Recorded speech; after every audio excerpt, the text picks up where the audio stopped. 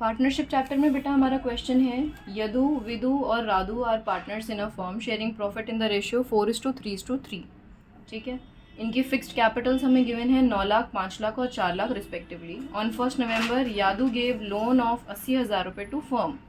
यादू ने फर्म को लोन दिया है 80,000 रुपये का। ठीक है, पार्टनरशिप डीड के अकॉर्डिंग इंटरेस्ट ऑन कैपिटल हमें इन्हें 6% पर एनम का देना है। Interest on drawing 8% per annum के हिसाब से देनी है इनको, इनसे लेनी है, बल्कि इंटरेस्ट ऑन ड्राइंग तो चार्ज की जाती है ना, यानी ये हमें इनसे लेना है। And the firm earned a profit of 2,53,000 after interest on Yadu's loan, यानी आपकी मेहनत उन्होंने बचा दी, उन्होंने जो प्रॉफिट है वो यदू के लोन पर जो इंटरेस्ट है उसके बाद ही बताया है, तो आपको ये वाली कैलकुलेशन तो करनी ही नहीं है अब। फिर पार्टनर्स की ड्राइंग उन्होंने बता दिया आपको, यदू की 80,000 है, विदु की 70,000 है और राधु की 50,000 की है।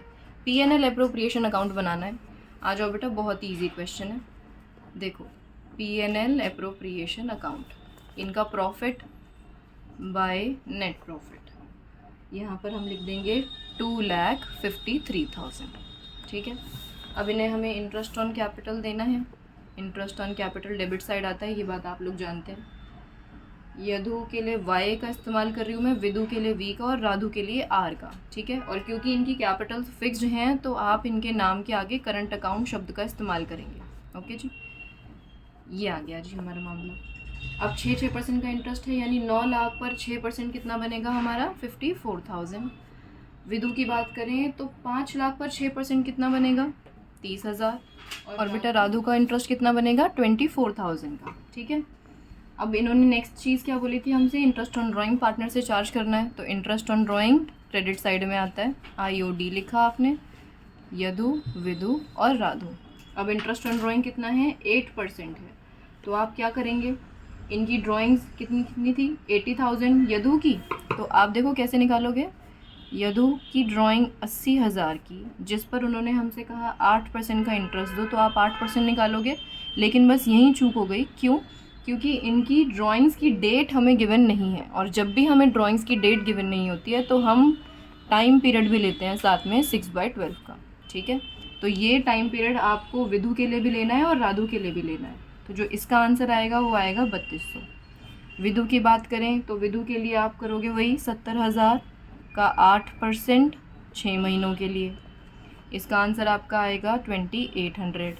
राधु की बात करें तो राधु की ड्राइंग 50,000 की है, 50,000 पर 8% 6 मंथ्स के लिए, इसका आंसर हमारा 2,000 रुपीज़ आ जाएगा। ठीक है, अब यही अमाउंट्स आप यहाँ लिख दीजिए, 3,200, 2,800 एंड 2,000। क्लियर हो गई बात आप लोगों को ये? और क्वेश्चन में कुछ एक्स्ट्रा बात तो थी ही नहीं, यानी बस अब हमें प्रॉफिट डिवाइड करना है इनका। चलो जी, दोनों साइड को बैलेंस कर लेते हैं। इधर का टोटल करेंगे हम तो हमारा आंसर आएगा 2,61,000 का। 2,61,000 का यहाँ भी आना चाहिए, यानी यहाँ बैलेंसिंग फिगर है, और बैलेंसिंग फिगर कैसे निकलेगी, इधर के टोटल में से ये वाला सारा माइनस करके। तो जब आप माइनस करोगे तो आपका आंसर 1,53,000 आएगा। ये क्या है, प्रॉफिट। प्रॉफिट पार्टनर्स को बांट दो, प्रॉफिट ट्रांसफ़र टू, यदु के हिस्से में, विदु के और राधु के हिस्से में कितना कितना जाएगा। अब इन्होंने हमें प्रॉफिट शेयरिंग रेशियो बताई थी, हाँ मैम बिल्कुल बताई थी, रेशियो थी 4:3:3, यानी इसका मतलब क्या है 4 + 3 + 3 टोटल 10। जो 1,53,000 है इसके आप 10 हिस्से करो, 4 यदु को दो, विदु को दो 3, राधु को दो 3। ठीक है जी, तो कैलकुलेशन करोगे तो आपका आंसर आएगा 61,200 इसके हिस्से में, 45,900 इसके हिस्से में और 45,900 इसके हिस्से में। ओके जी, क्लियर है?